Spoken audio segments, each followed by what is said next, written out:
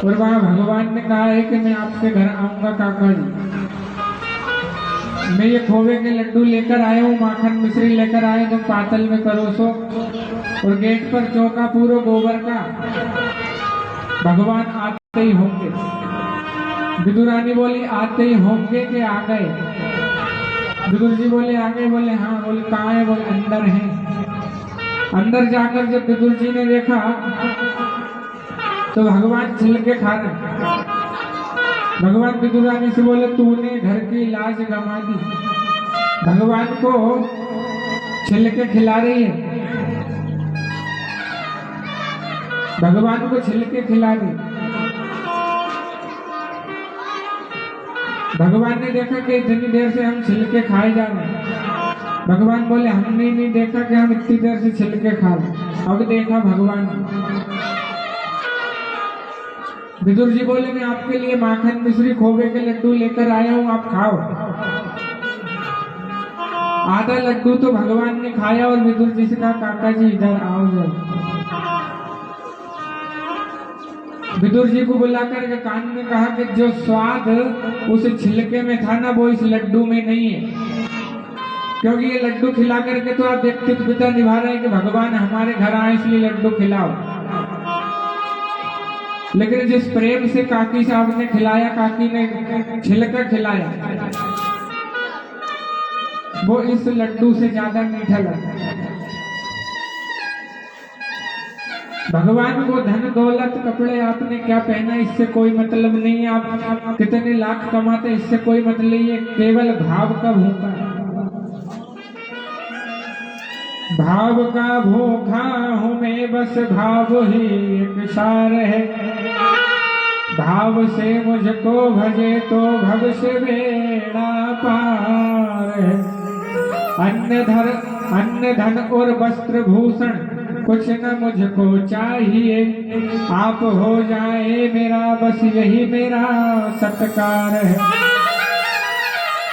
भाव जिस मन में नहीं उसकी मुझे चिंता नहीं, और भाव वाले भक्त का भरपूर मुझ पर भार है। भाव बिन सुनी पुकारे मैं कभी सुनता नहीं, और टेर भक्ति भाव की करती मुझे लाचार है। बांध लेते भक्त मुझको प्रेम की जंजीर में, इसलिए इस भूमि पर होता मेरा अवतार। भगवान केवल भाव के भूखे,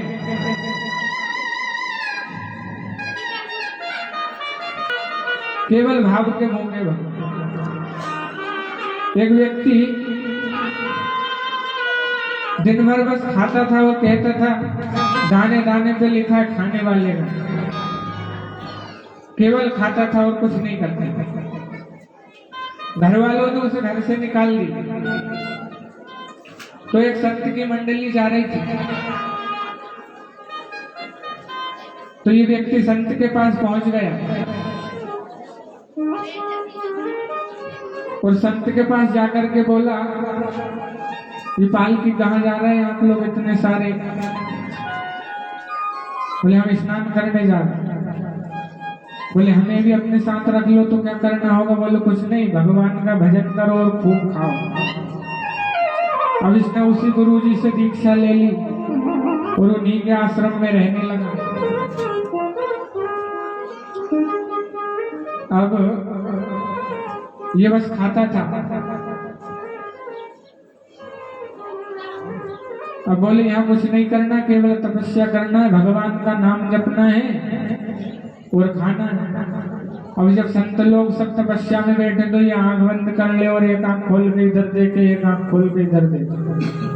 और जब भोजन बनाए तो 4 टाइम भूख खींचता। एक दिन आ गई एकादशी, चूल्हे चौका सब बंद। अब व्यक्ति ने देखा तो संत से जाकर के बोला आज कुछ नहीं बनेगी प्रसाद। बोले आज तो एकादशी है, आज उपवास है सबका। व्यक्ति बोला मैं भूखा नहीं रह सकता बस, और मैं व्रत भी नहीं करूंगा। संत बोले हमारे आश्रम में तो अब कुछ बनेगा नहीं भैया आज तो, और तुम्हें भोजन करना है तो एक काम करो, हम तुम्हें सामान दे देते हैं, और जाकर के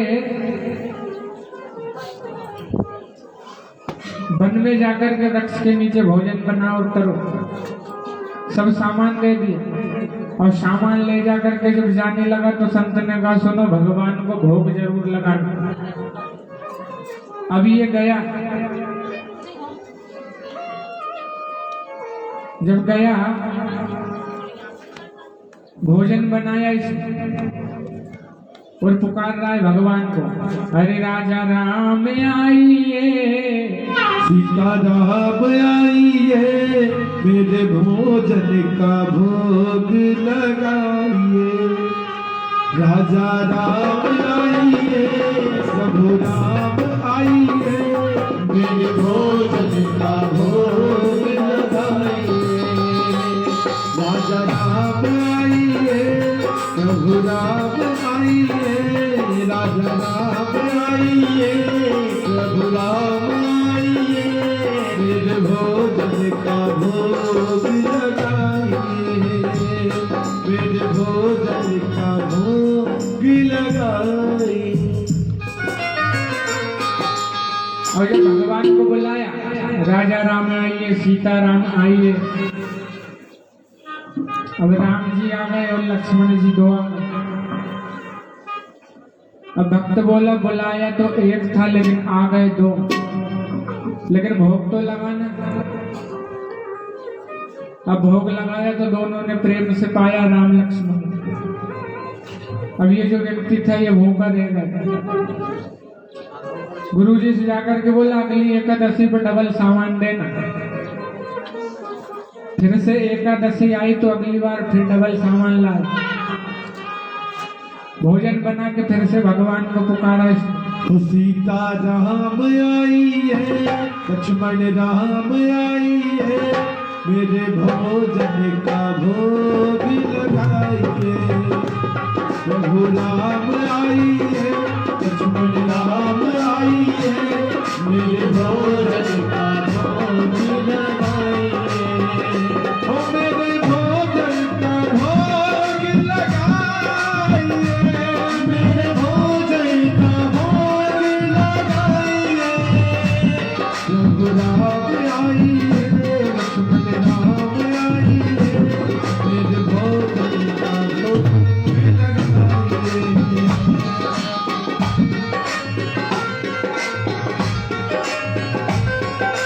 भोजन का भोग लगाइए। अब इस बार बुलाए थे दो, आ गए तीन।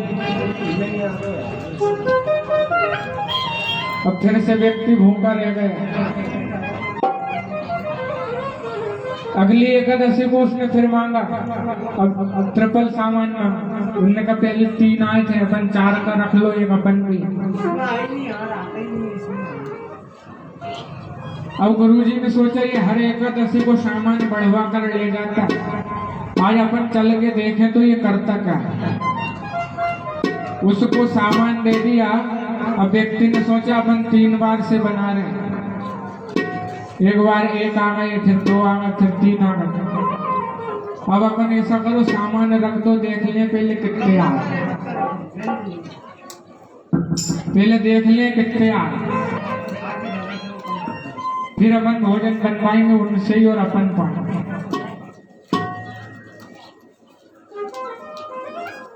अभी व्यक्ति सामान लेकर के गया और संत जी पीछे गए। अब इसने फिर से भगवान को बुलाया। तो सीता राम आई है, लक्ष्मण राम आई है, मेरे भोजन का भोग लगाइए। राम आई है, लक्ष्मण राम आई है, मेरे भोजन का भोग लगाइए। प्रभु राम आई है, सीता राम आई है, लक्ष्मण राम आई है, मेरे भोजन का भोग लगा। अब इस बार राम जी, सीता जी, लक्ष्मण जी और हनुमान जी भी आ गए। पूरा राम दरबार आ गया। व्यक्ति बोला एक बार बुलाए थे तो 2 आए, अब बुलाए तो फिर 3 आ गए, और अब बुलाए तो पूरे होने लिया, सब लोग आ गए। अच्छा, हनुमान जी को लेकर गए तो व्यक्ति बोला इंसान तो छोड़ो, अब तो वानर भी लिया।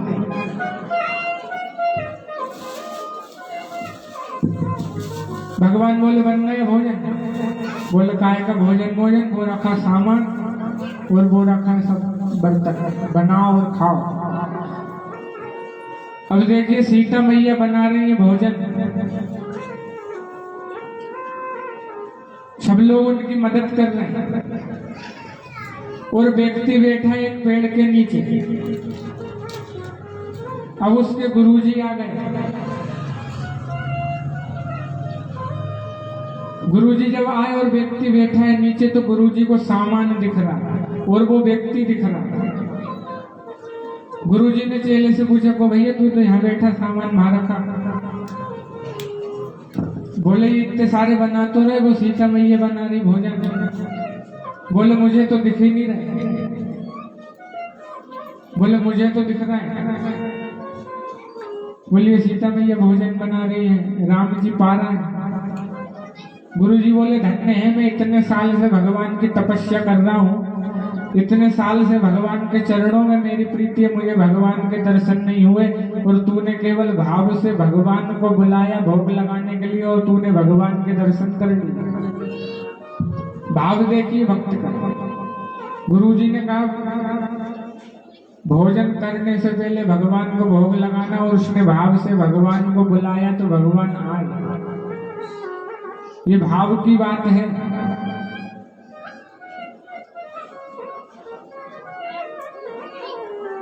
विदुर जी के यहाँ से भगवान गए और भगवान ने उद्धव से कहा मेरा विदुर तुम्हें कहीं मिले तो उसे मेरे बारे में बताना।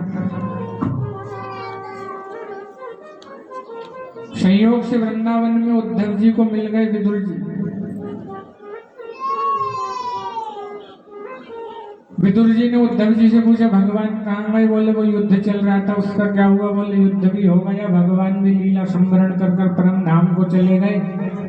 बोले तुम कहाँ जा रहे हो? बोले हमें बद्री का आश्रम जाने को कहा है, उपदेश देकर के गए हैं। सारी कृष्ण कथा उद्धव ने विदुर जी को सुनाई। सारी कथा सुनाई। विदुर जी के मन में कुछ प्रश्न से थे तो कहा आप जाओ मैत्रेय मुनि के पास। मैत्रेय जी के पास गए। सृष्टि के बारे में कई प्रश्न हुए।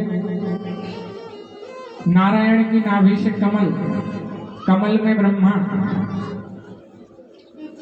और ब्रह्मा जी से फिर यह सृष्टि का विस्तार हुआ।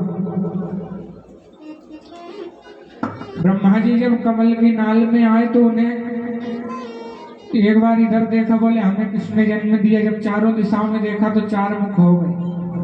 फिर उनको 16 और 21 2 वर्ण दिखाई दिए। ब्रह्मा ने तप किया, भगवान के दर्शन हुए। भगवान ने कहा आप सृष्टि का सृजन करो, सृष्टि का विस्तार करो। ब्रह्मा जी ने सृष्टि का विस्तार करना प्रारंभ किया तो सनक, सनंदन, सनातन, सनंद कुमार को प्रकट किया। चारों भाइयों से कहा विवाह करो, सृष्टि का सृजन करो। बोले हमें नहीं करना, हम तो भगवान का भजन करेंगे। ब्रह्मा जी क्रोधित हो गए। दूसरी बार जब सृष्टि का विस्तार किया, सृजन किया, तो एक पुत्र जन्म हुआ जिसका नाम हुआ रुद्र, भगवान शंकर। इनसे कहा आप सृष्टि का सृजन करो। सृष्टि सृजन की जब बात बताई, शंकर जी ने सोचा कि एक संतान ने तो सुनी नहीं और अपन ने भी कह देंगे हम नहीं करेंगे तो पिताजी रुष्ट हो जाएंगे, नाराज हो जाएंगे। शंकर जी ने चले तो भूत प्रेत डाकनी पिशाचनी सबकी सृजन कर दिया। अब जो सृष्टि ब्रह्मा जी दिन में करे उसको भूत प्रेत रात में मिटा दे। ब्रह्मा जी बोले तुम तो रहने दो बेटा, हम ही कर लेंगे। फिर ब्रह्मा जी ने सोचा इस सृष्टि से काम नहीं चलेगा तो वाई कुक्षी से स्वयं भूमनु, और दाहिनी कुक्षी से शत्रुपा, वाणी से सरस्वती और परिछाई से करदम जी को प्रकट किया। और तीनों को जब प्रकट किया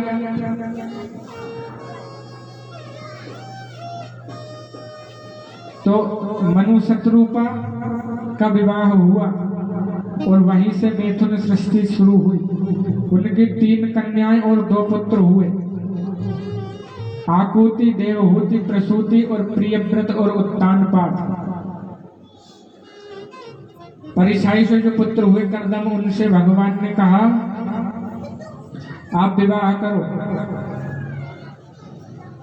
करदम जी बोले हम विवाह नहीं करते, पहले तो पत्नी में मन फंसेगा, फिर बच्चों में मन लगेगा और दुनिया भर की टेंशन, हमें विवाह नहीं करेगा। भगवान बोले नहीं, आपको विवाह करना चाहिए। बोले आप बताओ। बोले आप विवाह करो, हम स्वयं आपके यहाँ पुत्र बनकर आएंगे। तो करदम जी का विवाह हुआ देवहूति के साथ।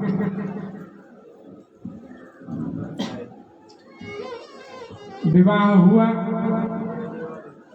अब करदम जी तो भजन करते थे, तो टूटी कुटिया थी उनकी। तो देवहूति जब आई तो उन्होंने देखा,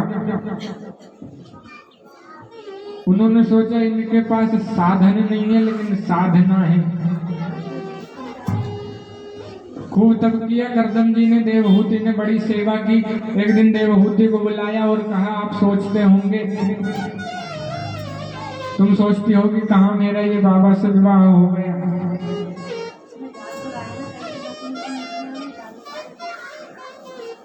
कहाँ इस बाबा से विवाह हो गया।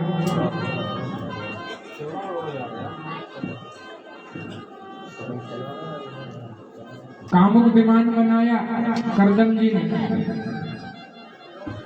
और वो सारे वैभव दिखाए देवहूति को, जो उसने पिता के घर में नहीं दे। अच्छा, ब्रह्मा जी ने, करदम जी ने जब सृष्टि सृजन किया तो हिरण्याक्ष नाम का एक दैत्य था।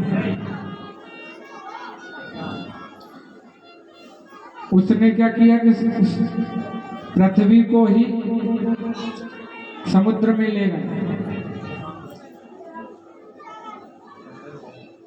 वराह भगवान आए ब्रह्मा जी से, कहा करदम जी ने, बोले हम सृष्टि विस्तार करते हैं, पृथ्वी चली गई समुद्र में। ब्रह्मा जी को जोर से छींक आई तो उनके नासा छिद्र में से वराह भगवान हुए, जिन्होंने हिरण्याक्ष का उद्धार किया। अब करदम जी के यहाँ एक पुत्र होना था लेकिन हो गई 9 कन्या। करदम जी ने छोड़ा छाड़ा संसार और बोले हम तो चले अब भजन करने।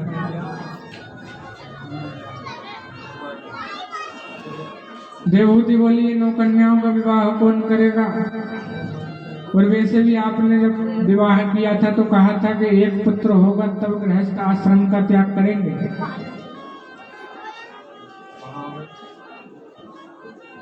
उनको याद आया करदम जी को कि भगवान मेरे घर आएंगे, तो उनके यहाँ भगवान कपिल रूप में पधारे। बोलो कपिल देव भगवान की। और कपिल जी का दर्शन करने ब्रह्मा जी अपने 9 पुत्रों के साथ आए। करदम जी बोले ब्रह्मा जी आपके भी 9 पुत्र और हमारी 9 कन्याएं, ना आपको कहीं भटकने की जरूरत, ना हमें कहीं भटकने की जरूरत। तो करदम जी की 9 बेटियों से ब्रह्मा जी के 9 पुत्रों का विवाह हो गया। और करदम जी चले गए वन में भजन करने। कपिल भगवान ने भी अपनी कुटिया बना। देवहूति ने कहा इसमें मुझे तो कुछ मिला ही नहीं। देवहूति भगवान कपिल के पास नहीं, यहीं से प्रारंभ होता है कपिल देवहूति संवाद, जिसको भागवत में सांख्य कहा जाता है। 3 प्रश्न किए। देवहूति ने भगवान कपिल से, देवहूति ने जाकर के भगवान कपिल को माला पहनाई, प्रणाम किया। कपिल भगवान बोले आप उल्टी गंगा मत बहाओ मैया जी, हम आपके पुत्र हैं। बोले ये तो मुझे बहुत पहले करना था भगवान। 3 प्रश्न किए। इंद्रियों को बस में कैसे करना? मुक्ति किसकी होती है, शरीर की या आत्मा की? और बंधन में कौन रहता है, शरीर या आत्मा? और ये मन को बस में कैसे करें?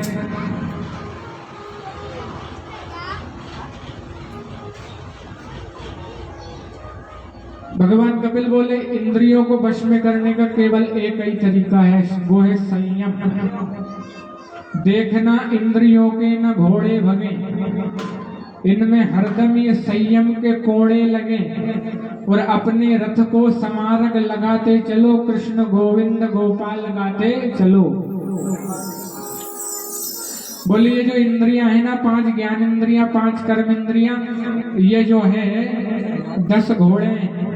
और घोड़ों के ऊपर जब तक संयम का कोड़ा नहीं लगता, जब तक वो सीधे नहीं चलते। अब कान आपसे कहता है कि उसे कुछ सुनना है, तो भगवान का भजन सुनाओ। जिह्वा कहती है कि उसे कुछ खाना है, तो भगवान को भोग अर्पण करो और उसके बाद उसको पाओ, तो वो भगवान का भोग लग जाएगा। तो इंद्रियों को बस में करना है माता जी संयम से। और बंधन शरीर का होता है, आत्मा तो मुक्त होती। आत्मा आकाश की तरह होती है, ना उसको हवा उड़ा सकती है, ना पानी गला सकता है। नैनम छिन्दन्ति शस्त्राणि, नैनम देहति पावका, न चैनम क्लेदि अंत्यापो, ना शोष्यति मारुता। उसको ना कोई मार सकता है, वो तो नित्य शुद्ध मुक्त चिन्मय है आत्मा। मरता शरीर है, शरीर के पुत्र पत्नी पति सब होते, आत्मा का तो केवल परमात्मा होता है। इसलिए जो आत्मा की मुक्ति का उपाय करता है वो भी मूर्ख है, और जो शरीर की मुक्ति का उपाय करता है ना माता जी, वो भी मूर्ख है। ये भगवान कपिल देव के। तीसरा प्रश्न आपने किया कि मन को बस में करना कैसे है। तो मन को सत्संग से बस में करो। देखो एक व्यक्ति के पास एक बकरा था, वो बकरा खूब खाता था बकरा। व्यक्ति ने सारे राज्य में ऐलान करा दिया कि इस बकरे को जो भी पेट भर के भोजन कराएगा उसे मैं अपना आधा राज्य दे दूं। एक व्यक्ति लेकर के गया, उसने दिन भर खूब चराया बकरे को, शाम को लाया। अब वो जो सेठ था जिसका बकरा था, उससे बोला वो व्यक्ति कि मैंने इसको दिन भर चराया है। सेठ जी बोले भैया मैं ऐसे कैसे मान लूं, मैं तो खिला के देखूंगा। उसके सामने घास रखी बकरे के सामने, तो वो घास खा गया। बोले हम आपको राज्य नहीं दे सकते, अगर ये पेट भर गया होता तो क्यों खाता। दूसरे दिन दूसरा व्यक्ति लेकर के गया तो भी यही हुआ। तीसरा व्यक्ति जब लेकर के गया तो उसने साथ में एक डंडी भी लेकर गया। अब वो बकरा जैसे ही खाने के लिए मुंडी नीचे करे और वो एक सटाक से दे खींच के मुंह में, बकरे की मुंडी ऊपर। दिन भर यही हुआ, एक दाना खाने नहीं दिया।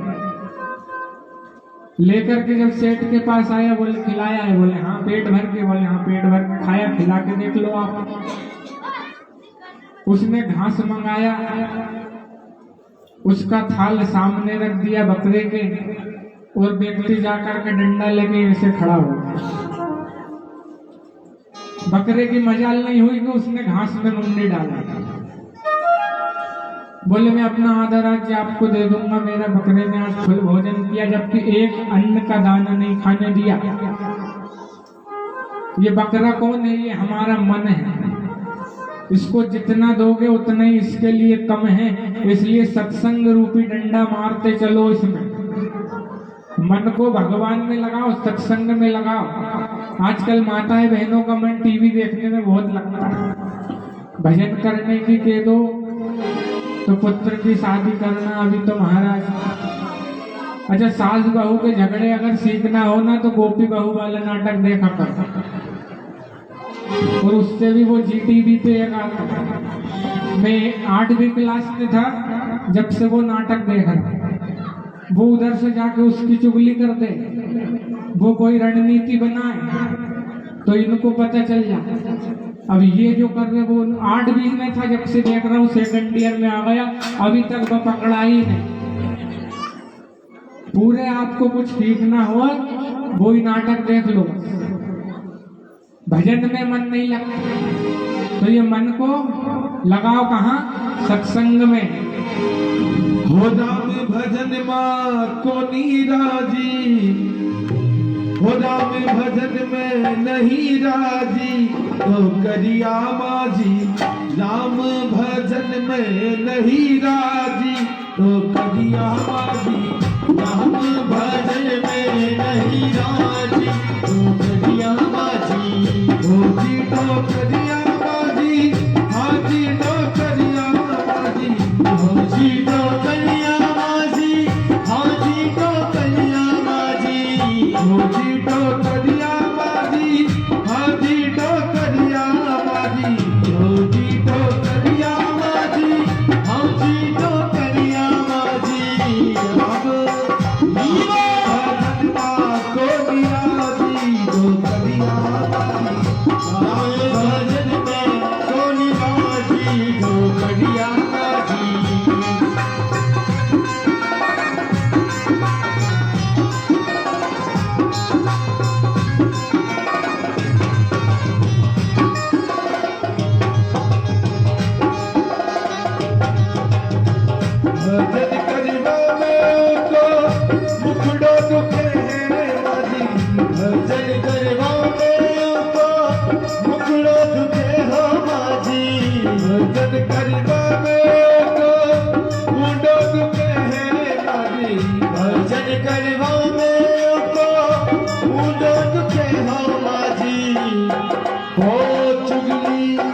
चुगली करवा में बड़ी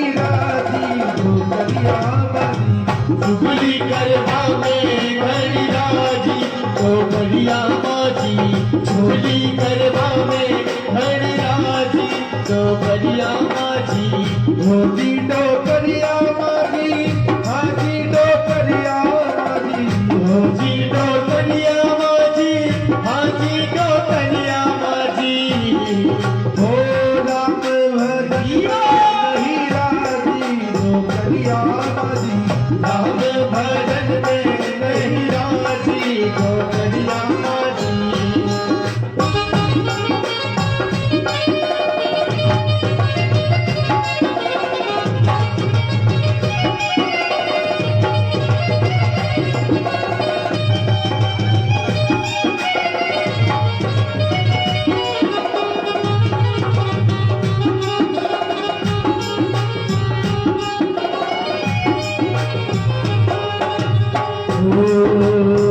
मंदिर जावा में बाका पाव दुखे है बाजी।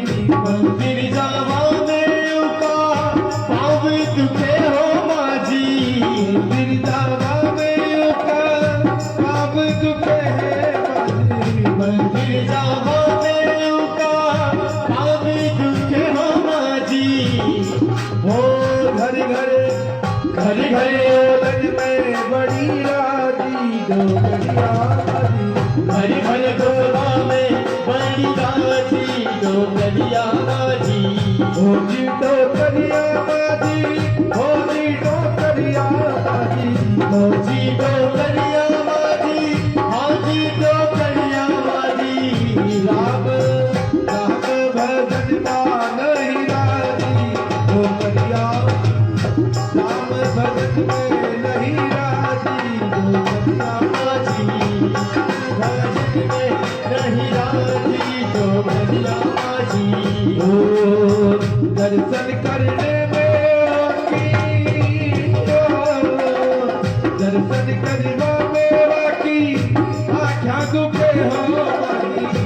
भोजन करवा दे की आचा दुखे हो माजी टीवी देखा में बड़ी राजी डोगरिया बाजी टीवी देखा में बड़ी राजी डोगरिया बाजी होता में भजन में नहीं राजी डोगरिया बाजी होजी डोगरिया बाजी हाजी डोगरिया बाजी होजी डोगरिया बाजी हाजी डोगरिया बाजी राम भजन में नहीं राजी राम भजन में नहीं राजी डोगरिया बाजी राम भजन में नहीं राजी डोगरिया बाजी होजी डोगरिया बाजी डोगरिया बाजी होजी डोगरिया बाजी हाजी डोगरिया बाजी राम भजन में डोगरिया डोगरिया बाजी राम भजन में नहीं राजी डोगरिया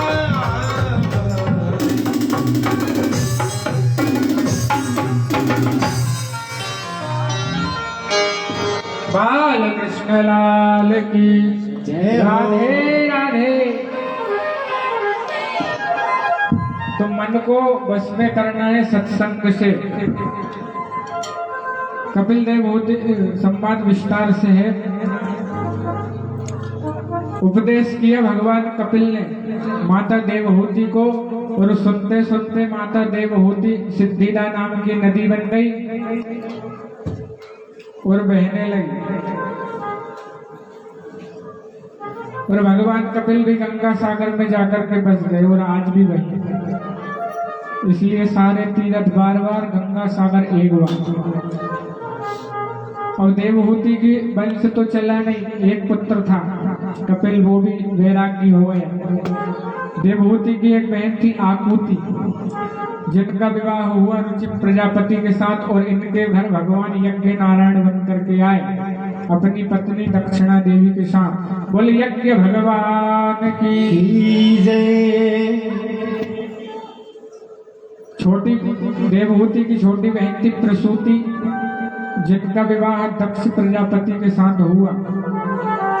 इनकी 16 कन्याएं हुई। एक कन्या सती हुई, बाकी सब कन्याओं के यहाँ पुत्र हुए, लेकिन सती के यहाँ कोई पुत्र नहीं हुआ। विदुर जी ने मैत्री जी से कहा क्यों नहीं हुआ। विदुर मैत्री संवाद चल रहा है। बोले ससुर दामाद में झगड़ा हो गया। कैसा झगड़ा। बोले जब दक्ष प्रजापति को राजा बना दिया तो सभी देवताओं ने निर्णय किया स्वागत उत्सव मनाएंगे, स्वागत समारोह। स्वागत समारोह जब मनाया, बड़े से बड़े देवता से लेकर छोटे से छोटे देवता आए। छोटे से छोटे देवता आए। अब ये क्या होता है कि पद अगर किसी को मिल जाए तो उसके साथ मद भी आ जाता है। दक्ष प्रजापति ने जब सभा में प्रवेश किया तो सारे लोग खड़े हुए, केवल 3 लोग नहीं हुए, नारायण, ब्रह्मा और भगवान शंकर। अच्छा, अब ये मद वाले लोग जो खड़े हैं उनको नहीं देखते कि कौन कौन खड़ा है। जो बैठा है उनको देखते हैं, क्योंकि पद का मद है। पद का मद कभी नहीं आना चाहिए।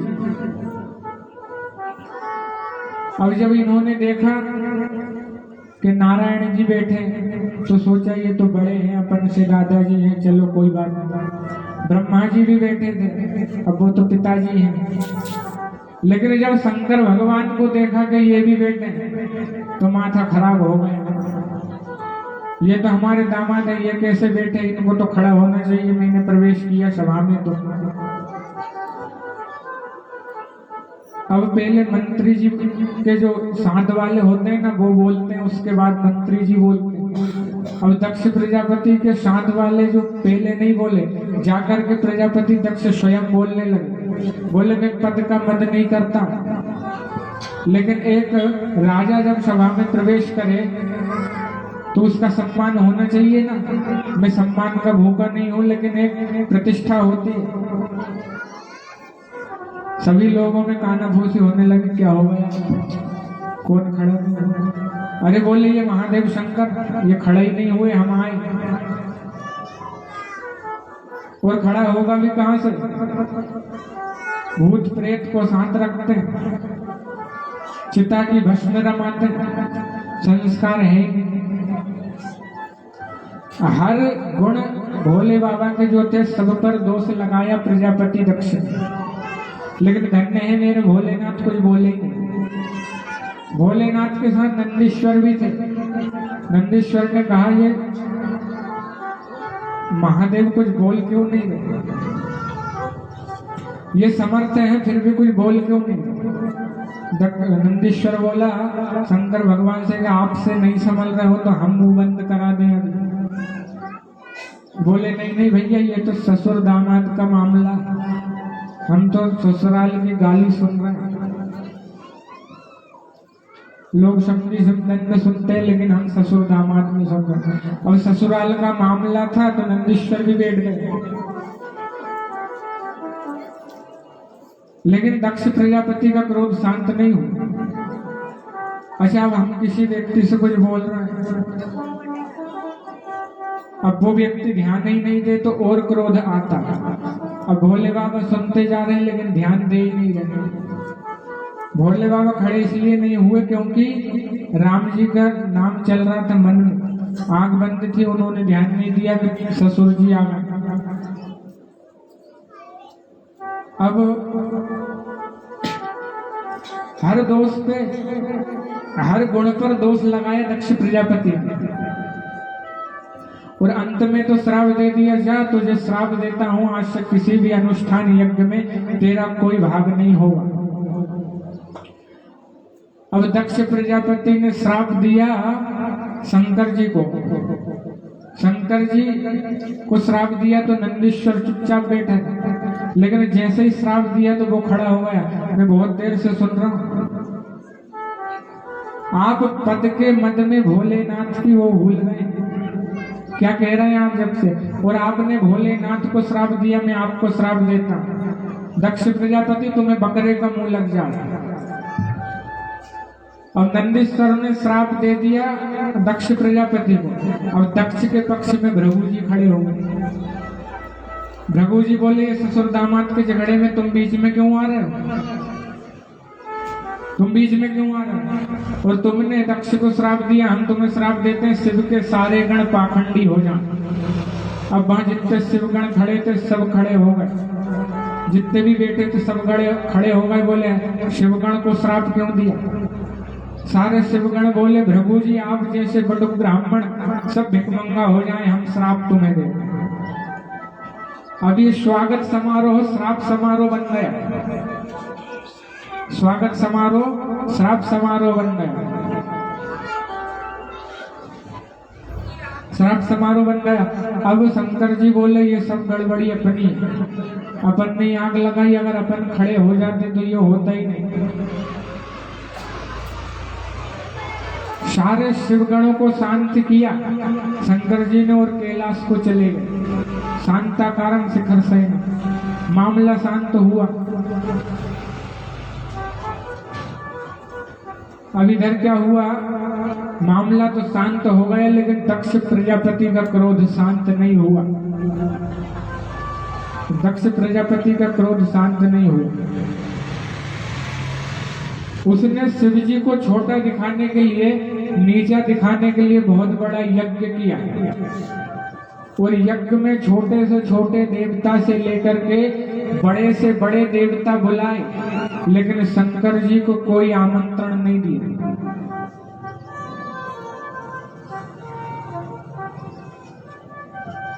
अब कैलाश पर्वत के ऊपर से सब देवता विमानारूढ़ होकर के जा रहे हैं। सती मैया ने देखा ये सब कहां जा रहे हैं।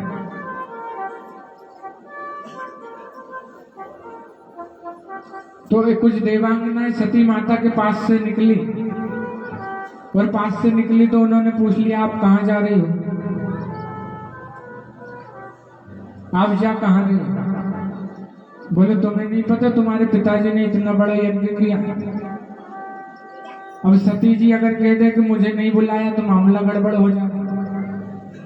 सती जी ने कहा मुझे पता है, मैं भी आ रही हूँ। अब सती ने जाकर के महादेव को बताया। अब सती जी को तो दोनों पक्ष का मामला संभालना है, पिता के घर का भी और पति के घर का भी। पुत्री पवित्र किए कुल दो, पुत्री जो होती है वो दो कुलों को पवित्र करती है।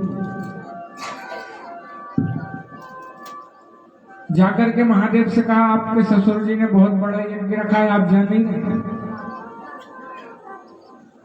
बोले आपको पता है तो भी आप नहीं जा रहे, मुझे तो नहीं पता इसलिए मैं नहीं जा रही थी। शंकर जी बोले हमें पता है, बहुत बड़ा यज्ञ हो रहा है। और वो घटना उनके झगड़े की आज बताई शंकर जी ने सती को 1 वर्ष बाद। और आज की होती नारी, आज के पुरुष होते ना तो तुरंत कह देते हम तेरे वहां गए थे, बहुत बेइज्जती करी हमारी। आज बताया सती मैया बोली अब तक तो उस झगड़े को पिताजी भी भूल गए होंगे, आप क्यों याद करके बैठे, चलो ना। बोले बिना बुलाए तो हम नहीं जाएंगे, और बिना बुलाए तो वहां जाना चाहिए जहां हमारे जाने से व्यक्ति को आनंद मिले। वो तो यज्ञ ही हमें नीचे दिखाने के लिए रखा गया था, हम क्यों जाए। अब सती जी कह रही है मैं चली जाती, क्योंकि मैं नहीं जाऊंगी तो लोग समझेंगे ये देखो 1 साल पहले का झगड़ा अभी तक ससुर दामाद पे चल रहा। सती जी को बहुत समझाया महादेव ने, तुम मत जाओ, तुम मेरा अपमान बर्दाश्त नहीं कर पाओगी। सती की मृत्यु दिखाई दी भगवान शंकर को दोनों पक्ष में। बोले यहाँ अगर ये रुकी और मैंने इसको रोका तो ये पिता के घर नहीं जा पाएगी, तो मरेगी, और वहां गई निश्चिंत रूप से मेरा अपमान होगा, तो भी इसकी मृत्यु। सती नहीं मानी, बोले ठीक है जाओ। 4-5 शिवगण गए साथ में, सती मैया की जय करते हुए वहां पहुंचे। अब बहनें बैठी थी, अब बहनें भी आनंद ले रही, देखो इसको बुलाया नहीं था फिर भी जी आ गई, मैं तो बिना बुलाए आती ही नहीं, कैसी है जाए, नहीं बुलाओ फिर भी आ गई। लोग भी आनंद लेते हैं झगड़े, बहनें ही आनंद ले रही हैं। बहनों के पास जब सती मैया पहुंची तो देखिए क्या कह रहे हैं, बारी बहन हम तो कल के आए, तेरे बिना तो हमरो मन ही नहीं लगो, अच्छा रहा तू आ गई, लेकिन हमने तो सुना था पिता ने तुम्हें बुलाया ही नहीं। बोले नहीं बुलाया है, जब तो जबकि बहनों को मालूम है नहीं बुलाया, लेकिन बात संभालना है सती। सती मैया ने, पिताजी नहीं बोले। सती मैया के आने का दुख किसी को नहीं था, नहीं आने का, केवल एक माता को था, उनकी माता जी प्रसूति को। सादर शिवन नाई एक माता, और माता जी ने जैसे सती को आते देखा तो बड़ी प्रसन्न हुई, और पिता की तरफ जब मैया सती ने देखा तो मुंह फेर लिया पिताजी ने, तो भी कोई तकलीफ नहीं हुई। लेकिन जब सारी यज्ञशाला को जाकर के देखा तो बड़े से बड़े देवता से लेकर के छोटे से छोटे देवता का भाग रखा था, लेकिन महादेव का कोई भाग नहीं था, महादेव का कोई भाग नहीं। सती को क्रोध आया और सती बोली पिताजी आपने मुझे नहीं बुलाया, इस बात का भी मुझे कोई दुख नहीं है, आप मुझसे नहीं बोले इस बात का भी मुझे दुख नहीं है, लेकिन आपने इतने बड़े यज्ञ में महादेव का भाग नहीं कहा, और जो शिव का द्रोही होता है वो संभल नहीं पाता, आपने शिव से द्रोह किया। जिस शिव का नाम लेने से जन्म जन्मांतर के पाप कट जाते हैं, आपने उन शिव से द्रोह किया। एक बार शिव जी के पास सांप बिच्छू आए, बोले महाराज हमसे कोई प्रेम ही नहीं करता, हमें तो अगर आदमी देख भी ले तो डंडा चला देता, एक ही बाल में मार देता, अब हम कहाँ जाएं? शिव जी बोले हमारे पास आ जाओ। आभूषण बना लिए शिव जी ने अपने। एक बार भूत प्रेत पहुंच गए, बोले हम अगर किसी घर में घुस जाए तो बोतल में बंद करा देते। शिव जी बोले आप कहीं मत जाओ, आप तो हमारे पास आ जाओ। शिव जी के यहाँ देखिए, शिव जी के गले में डला है सर्प और उनके पुत्र गणेश जी का वाहन है चूहा। चूहा को अगर सर्प देख ले तो वो छोड़ता है क्या? लेकिन यहाँ दोनों प्रेम से रहते हैं, चूहा भी और सर्प भी, शिव जी की सर्प। मैया जगदम्बे का सती का वाहन है शेर और शिव जी का वाहन है नंदी। अब शेर ही अगर नंदी को देख ले तो वो छोड़ता है, लेकिन यहाँ दोनों प्रेम से रह रहे हैं। कार्तिकेय जी का वाहन है मोर और शिव जी के गले में डले सर्प। सर्प को अगर मोर देख ले तो वो छोड़ता नहीं, उसका भोजन ही सर्प है, लेकिन वहां दोनों प्रेम से रहते हैं, सब मिलकर रहते हैं शिव जी के साथ। ऐसे भगवान भोले शंकर हैं। और पिताजी आपने उन्हीं शिव से द्रोह किया और बोले जब तक ये शरीर इस धरती पर रहेगा, इस जग में रहेगा, तब तक मैं आपकी ही पुत्री मानी जाऊंगी कि देखो दक्ष की बेटी जा रही है, और मैं शिव द्रोही की बेटी बनूं ऐसा मेरा भाग्य नहीं। जो शिव से द्रोह करता है मैं उसकी बेटी नहीं बन सकती, और जब तक ये शरीर रहेगा लोग आपके नाम से जानेंगे। तो सती ने तुरंत यज्ञ के अग्नि में अपने देह का त्याग कर दिया, तुरंत देह का त्याग कर दिया मैया सती ने। भृगु जी ने रणछोड़ मंत्र का जाप किया और जितने भूत प्रेत थे सब में हल्ला मच गया, मारो काटो चिल्लाने लगे। नारद जी गए भगवान शंकर के पास, शंकर जी से जाके बोले आपकी पत्नी सती मैया ने अपने देह का त्याग कर दिया। शिव शंकर उठे और अपनी जटा को फेंका नीचे और वीरभद्र प्रकट हो गए। वीरभद्र बोला आज्ञा करो महाराज। बोले सती जब तक थी तब तक दक्ष जी हमारे ससुर जी थे, जब सती नहीं बची तो दक्ष काय के ससुर, अब दक्ष प्रजापति से अब हम मुलाकात करेंगे। वीरभद्र को प्रकट किया। वीरभद्र ने हाथ जोड़कर कहा क्या आदेश? बोले दक्षम सो यज्ञम जही, दक्ष को यज्ञ सहित समाप्त कर दो। मारो काटो चिल्लाने लगे सारे देवता। भूत प्रेत की टोली सामने जा रही है, कोई सब्जी के गंजा में घुस गए, कोई भूत कहीं घुस गए। रघु जी की दाढ़ी लोज दी, पूषा देवता के दांत तोड़ दिए और जाकर के वीरभद्र ने दक्ष को यज्ञ में मुंडी तोड़ करके और दक्ष सहित समाप्त कर दिया। बोल शिव शंकर भगवान की समाप्त कर दिया। अब जितने भी देवता गए थे, अब जितने भी देवता गए थे उस यज्ञ में, जितने भी देवता उस यज्ञ में गए थे, अब भृगु जी की दाढ़ी लौज दी, पूषा देवता के दांत तोड़ दिए। सबने सोचा भाग लेने आए थे, मिला जुला कुछ नहीं, देना और पड़ा। सब मिलकर ब्रह्मा जी के पास गए। ब्रह्मा जी बोले क्यों भैया ये क्या हाल बना रखा? बोले महाराज ऐसा यज्ञ तो हमने पहली बार देखा, ऐसा यज्ञ तो हमने पहली बार देखा।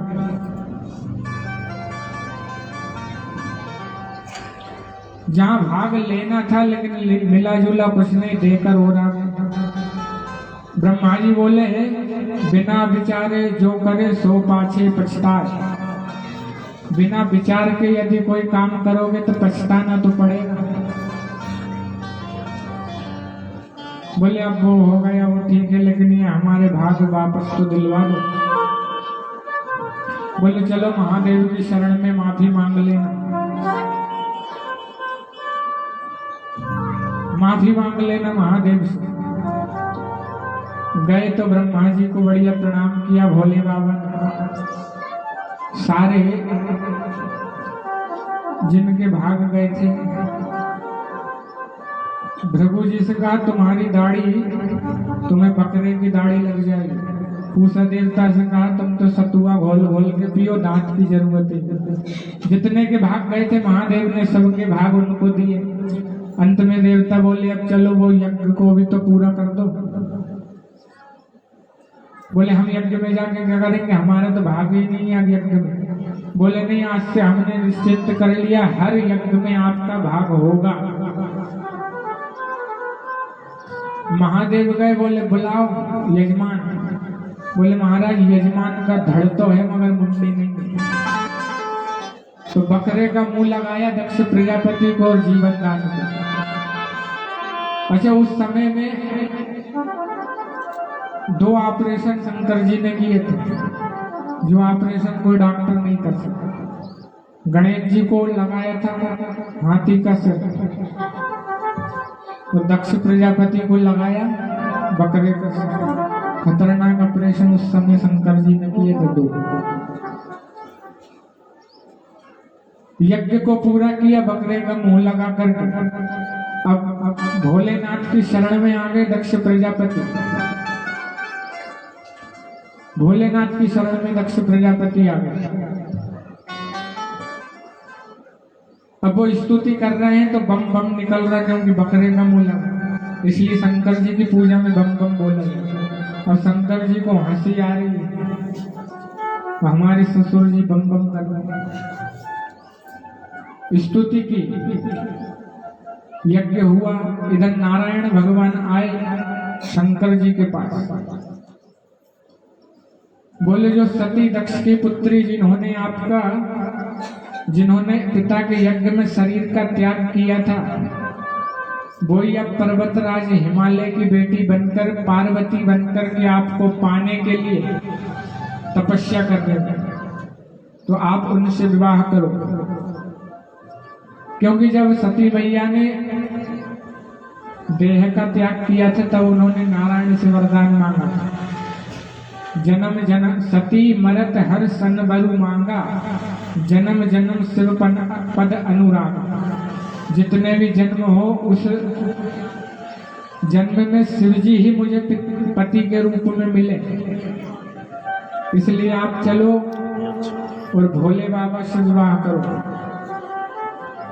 अभी इधर हिमाचल नगरी में श्रृंगार भोले बाबा का थोड़ा अद्भुत है। चिता की भस्म लगाते हैं, नरमुंडों की माला गले में डालते हैं। और बारात तो इतनी खतरनाक गई थी, कई देवता के मुंह ही नहीं थे। किसी का एक हाथ था, किसी का थाई नहीं, किसी के शरीर में पैर नहीं थे, किसी के पेट ही नहीं थे। भूत प्रेतों को सबको बराती बना लिया महादेव ने। अद्भुत श्रृंगार अनूप भैया। होती वही सब गण करही सिगारा, जटाम कुट अहि मोरी समारा। शिवहि सब गण करहि सिगारा, जटाम कुट अहि मोरी समारा।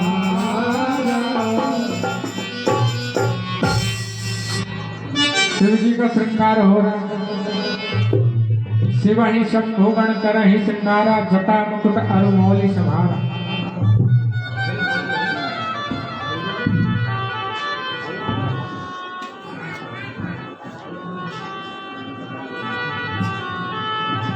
अब देखो, हम नर्मदा मैया की गोद में बैठ करके कथा का रसपान करना, और दास के ऊपर तो बचपन से ही नर्मदा जी की कृपा।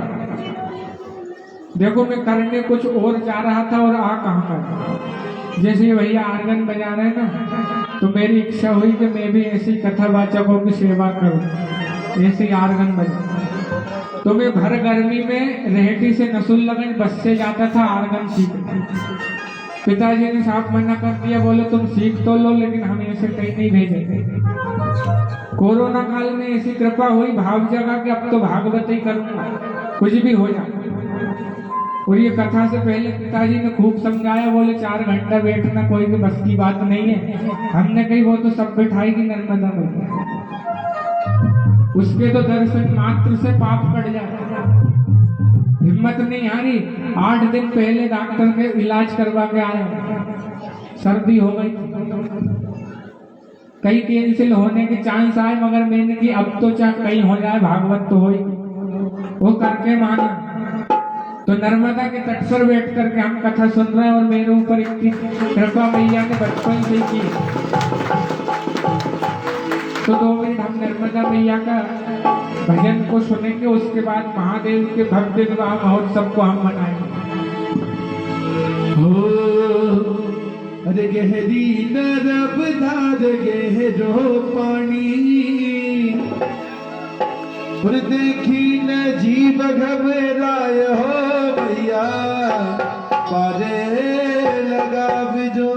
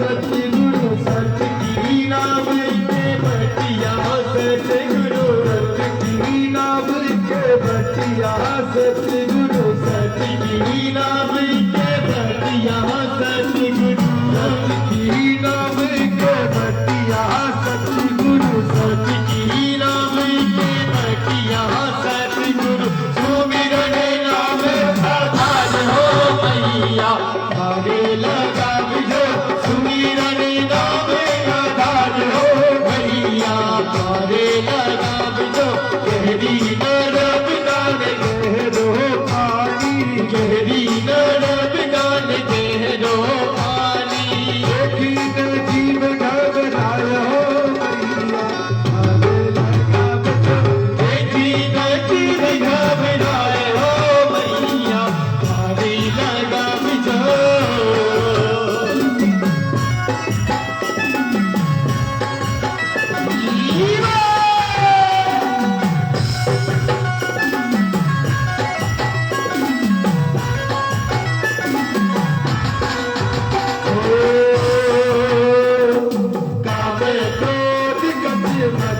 बसत है कावे कोट कच मच्छी बसत है, कोट कच बसत है, कावे कोट कच मच्छी बसत है, बोलो तो मगरे आए हो भैया, आगे लगा बजो, बोलो तो मगरे आए हो भैया, आगे लगा बजो, करम दार गहलो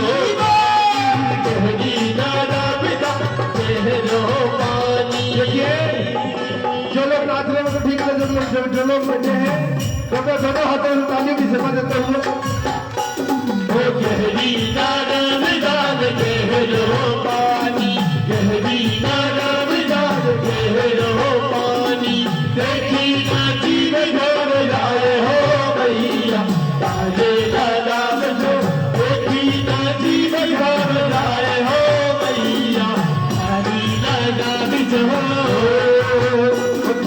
धन हो रे रामाई तारो नाम छे शिवाई, धन हो रे रामाई तारो नाम छे शिवाई, धन हो रे रामाई तारो नाम छे शिवाई, धन हो रे रामाई तारो नाम छे शिवाई, तारो नाम छे शिवाई।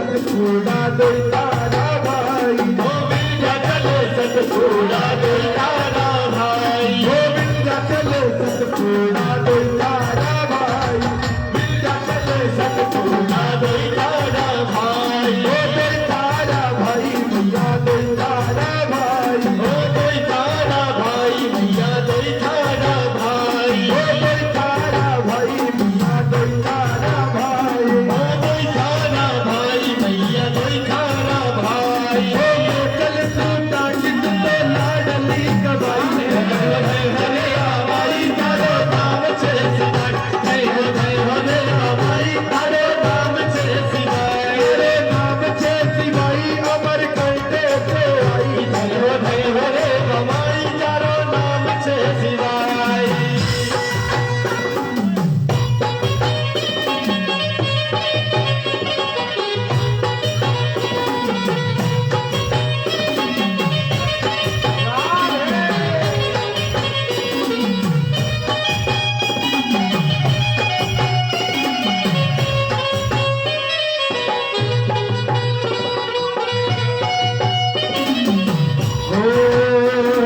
शिव शंकर की माता बेटी हो गवाई शिव शंकर की माता बेटी हो गवाई हो माता तेरा लटका को दबा खिलाई हो जय हरे रामाई तारा नाम छे सिवाय हो माता को राज सके गोविंद खिलाई हो जय हरे रामाई तारा नाम छे सिवाय हरे नाम छे सिवाय अमर करते से आई हो रे रामाई तारा नाम छे सिवाय हो रे रामाई तारा नाम छे सिवाय हो रे रामाई तारा नाम छे सिवाय हो रे रामाई तारा नाम हो रे रामाई तारा नाम छे सिवाय हो रे रामाई तारा नाम छे सिवाय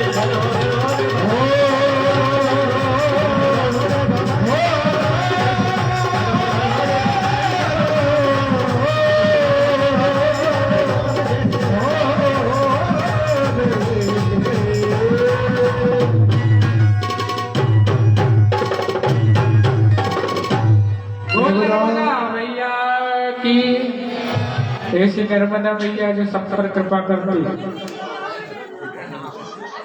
नारायण के जितने भी स्वरूप है ना सबने मैया नर्मदा की स्तुति की और यक्ष नाग गंधर्व सबने मैया नर्मदा की परिक्रमा की।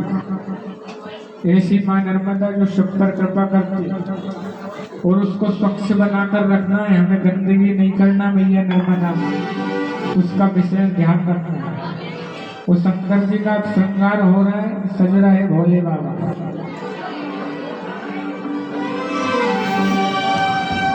होनी वाले दूल्हे में मत वाले दूल्हे में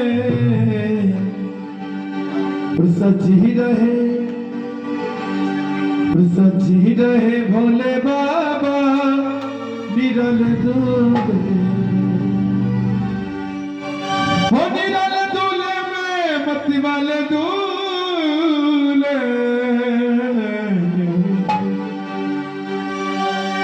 होनी वाले दूल्हे में मत वाले दूल्हे में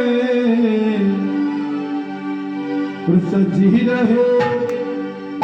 रहे भोले बाबा निराले दूल्हे में, सजी रहे भोले बाबा निराले दूल्हे में, सजी रहे भोले बाबा निराले दूल्हे में, सजी रहे भोले बाबा निराले दूल्हे में, निराले दूल्हे में मत वाले दूल्हे, निराले दूल्हे में मत वाले दूल्हे में, सजी रहे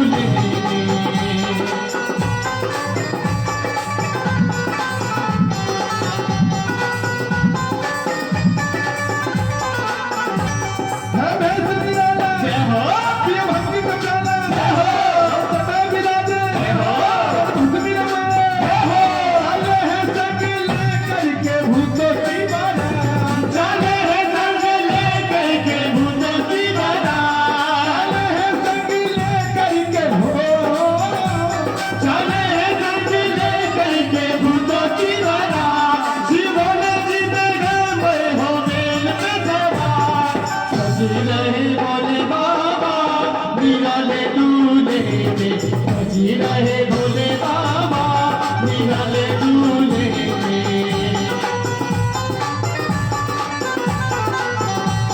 निराले दूल्हे में मतवाले दूल्हे निराले दूल्हे में मतवाले दूल्हे में रहे भोले बाबा निराले दूल्हे रहे भोले बाबा निराले दूल्हे जय हो करियर वाले जय हो ये गुरु जगत के जय हो नहीं किसी के चले जय हो चले हैं सगले करके भूतों की बारात चले हैं सजले करके भूतों की बारात भोले जी दिगंबर हो बेल का सवार शिव भोले जी ने गंगे हो रेल पे सवार सजी रहे भोले बाबा निराले सजी रहे भोले बाबा निराले